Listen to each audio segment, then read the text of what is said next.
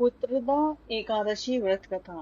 युधिष्ठिर ने पूछा, हे केशव, अब आप मुझे श्रावण माह के शुक्ल पक्ष की एकादशी की कथा सुनाइए। श्री कृष्ण जी ने कहा कि हे राजन, द्वापर युग के प्रारंभ में महिष्मती नाम की नगरी में महिजित नाम का राजा राज्य करता था। वह पुत्रहीन था, जिसके कारण वह हर समय चिंतित और दुखी रहता था। उसे अपना राज्य दुखदायी प्रतीत होता था, क्योंकि बिना पुत्र के संसार में इस लोक और परलोक दोनों में सुख प्राप्त नहीं होता है। इधर पुत्र की चिंता थी, उधर राजा की वृद्धावस्था दिन दिन बढ़ रही थी। एक दिन राजा ने अपनी प्रजा को एकत्रित करके कहा, प्रजाजनों, मैंने आज तक अपने जीवन में कोई पाप नहीं किया है और न अन्याय पूर्वक प्रजा से धन ही लिया है, और प्रजा का भी मैंने सदैव पुत्र की तरह पालन किया है तथा अपराधियों को भी पुत्र तथा बांधवों की भांति दंड दिया है। क्या कारण है कि इस प्रकार के धर्मयुक्त राज्य करने पर भी मैं महान दुख पा रहा हूँ? मेरी समझ में इसका कारण कुछ भी नहीं आ रहा है। राजा महिजित के दुख का कारण जानने के लिए उसके मंत्रीगण अत्यंत चिंता में होकर वन को गए। वहां पर अनेकों ऋषि मुनियों के दर्शन किए। अंत में वे श्रवण करते हुए वयोवृद्ध धर्म के ज्ञाता सर्वश्रेष्ठ लोमस ऋषि के आश्रम पर पहुंचे।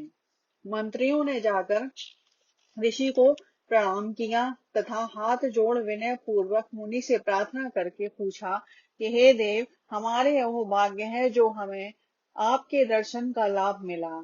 लोमश ने कहा कि हे ब्राह्मणों, आपके सद्व्यवहार से मुझे अत्यंत प्रसन्नता हुई है।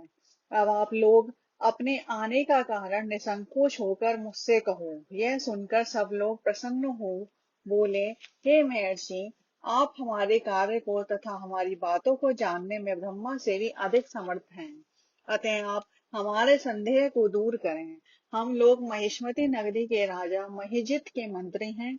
हे मुनि, महिजित अत्यंत धर्मात्मा तथा प्रजा का पुत्र संपालन करने वाले तथा नीति निपुण हैं, किंतु फिर भी वे संतानहीन हैं, जिसके कारण वे अति दुखी रहते हैं। हे मुनि, हमारे राजा के संकट को दूर करने का कोई सरल उपाय बताइए। प्रजाजनों की बात सुनकर ऋषि ने कुछ क्षण के लिए नेत्र बंद करके राजा के पूर्व जन्मों का विचार किया। विचार करने के पश्चात ऋषि बोले, हे ब्राह्मणों, यह नर पूर्व जन्म में अत्यंत निर्धन तथा बुरे कर्म करने वाला था तथा लगातार वह एक गांव से दूसरे गांव में घूमा करता था। वे 2 दिन का भूखा था। तब ज्येष्ठ मास के शुक्ल पक्ष की एकादशी का दिन था।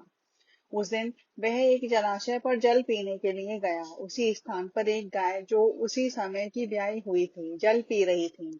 इस राजा ने उस गाय को अंध प्यासी ही हटा दिया और स्वयं जल पीने लगा। हे ब्राह्मणों, इसी कारण इस राजा को यह दुख भोगना पड़ रहा है तथा एकादशी के दिन भूखा रहने के कारण से यह राजा हुआ है, और गौ को प्यासी हटाने के कारण से इसको यह संतान न होने का कष्ट भोगना पड़ रहा है।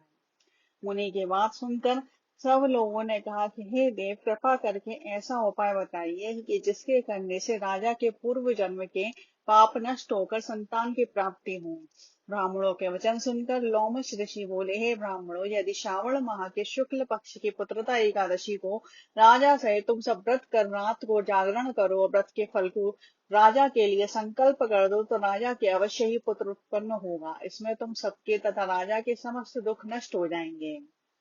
महर्षि लोमस के वचन को मानकर मंत्रीगण अपने नगर को वापस आए और उन सब ने श्रावण माह के शुक्ल पक्ष की पुत्रदा एकादशी को लोमस ऋषि के बताए अनुसार विधि पूर्वक व्रत को करके उसके पुण्य का फल राजा को संकल्प कर दिया, जिसके पुण्य के प्रभाव से रानी ने गर्भ धारण करके 9 महीने पश्चात एक सुंदर पुत्र रत्न को जन्म दिया।